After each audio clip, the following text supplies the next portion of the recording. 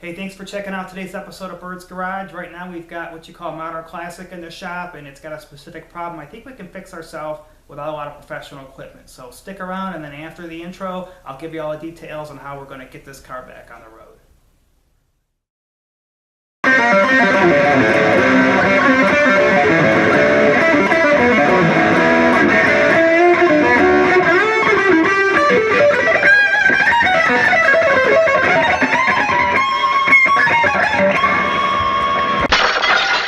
Right now we got a 2001 Bullitt Mustang in the shop. It's a rare car with an unrare problem, and that is the air conditioning is not working correctly.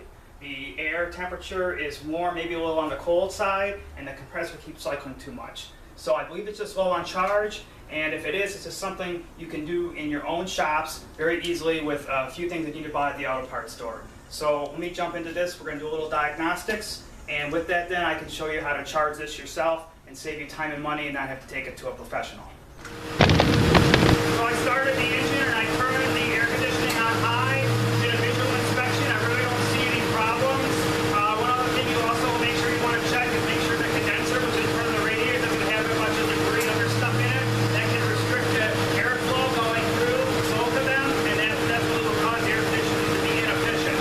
So I do hear the compressor. You probably hear it yourself clicking. It seems to be clicking a little more often than what I think it should. So the next step I'm going to do is I'm going to get in the car and I'm going to put this thermometer in the center vent and give that a second diagnosis of what the air conditioning system is doing.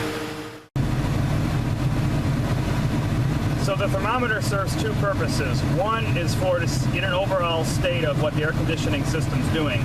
So if you turn the air on full, max, and the blower up on high and keep the windows closed, you get an overall view of what the temperature is coming out of the air.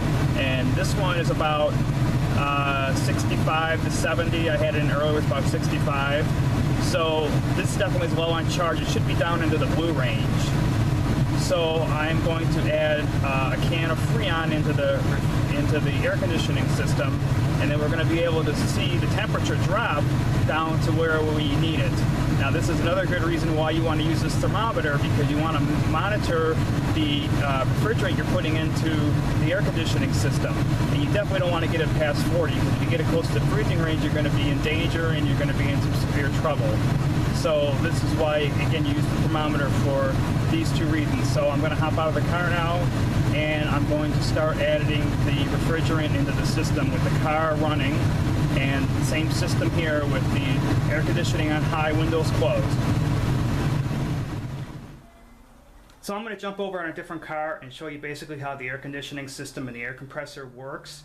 Now with our 2001 Bullitt Mustang, the compressor sits too down far into the engine bay and onto the engine to show you to get a good shot of how it functions. So obviously over here this is our air conditioning compressor. This is our air conditioning pulley with our belt around it that spins all the time when the engine is on with the other accessories. And then this is our air conditioning clutch. Our air conditioning clutch is independent of the pulley until you turn the AC system on, and what happens is a magnetic field draws this clutch into this pulley, and then they spin all as one unit. And that gets the vanes going inside the compressor and then circulates the Freon in the system. Now what I'm talking about when the compressor is cycling too much, that means the clutch is coming off and on too much, and it's got to be, it shouldn't be less, for what I feel it should be with that car. I think it's coming on too much. So with that, we're going to then jump back into the car with that.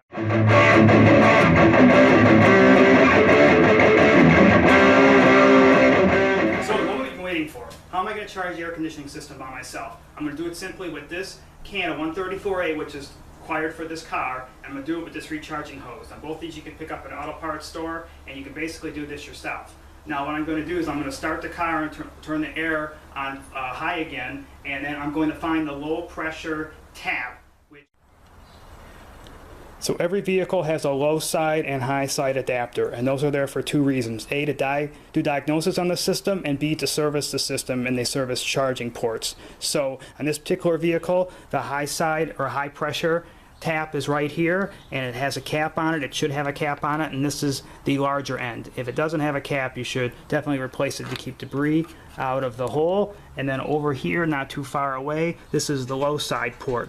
and this is the port that you're going to apply the hose to this process to charge the air conditioning system. So some of these are really hard to find. You might have to remove some shields or something, but again, this is what the 2 ports that you need. But it's good to know where they both are, but again, you just need focus on this low port, because this is what we're going to do this process. So since they're 2 different sizes on a 134A system, really easy. Just find it, tap into the center, and then I'm going to screw this can into this end, and then by turning the valve in, it punctures the can, and then opening it back up again will allow the Freon to go into the air conditioning system.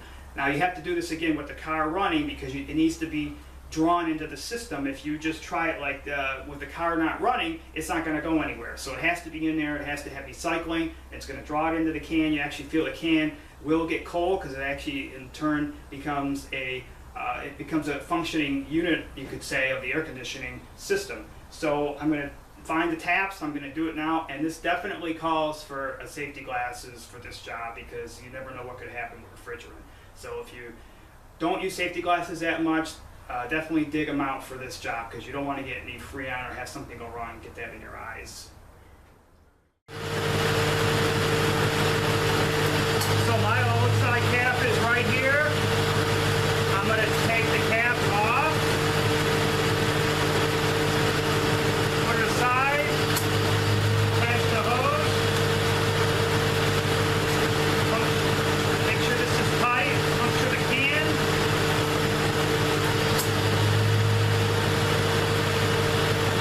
and open it back up.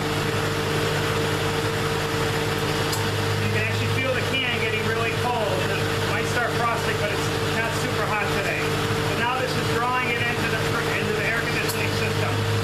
Now every 30 seconds to a minute, you just want to move the can a little bit.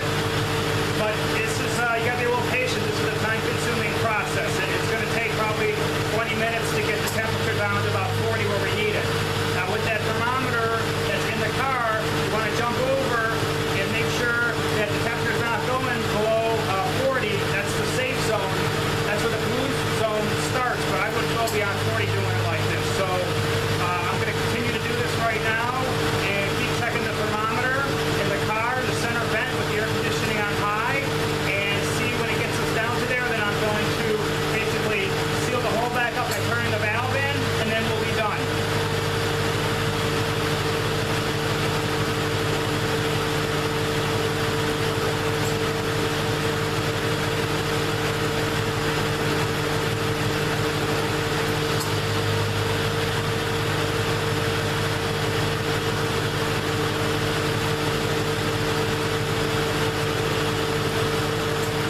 Now as we're doing this, you can actually hear that the compressor's not coming on that much anymore. It's cycling the way it should, and it's definitely got longer intervals that the compressor is on, the clutch is on. So that's really a good thing. So I'm again fairly confident all this car needed was a charge of refrigerant.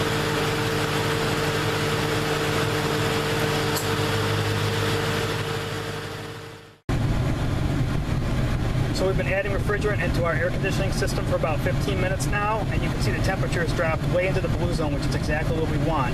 And with that, and the compressor isn't cycling very much anymore, again, highly confident that this was just low on charge. So I'm going to try to put some more refrigerant in. I don't want to get it below 40, but I'll probably continue for about another 5 minutes, and I'm just going to stop if it doesn't go below 40, because again, we're right where we want to be. I don't want to add any more into the system that I don't have to. So this project then should be done and can go shipped out the door. So the only thing I wanted to add about this project is you can only do this process if the compressor is cycling. If it's not cycling, it's just too low on Freon, and hooking up the refrigerant can to the low side line and turning on, it's not going to do anything. You're not going to be able to draw anything into the system. So always make sure, when we're talking again about the compressor cycling, one of the reasons you want to check it just to make sure you can actually do this process. So with that said, the sun just came out, so we're going to go for a cruise in this beautiful car. Well, that's all the time we got for today's show. Thanks for watching. Good luck with your projects, and remember, it's not a rewarding day unless you get dirty.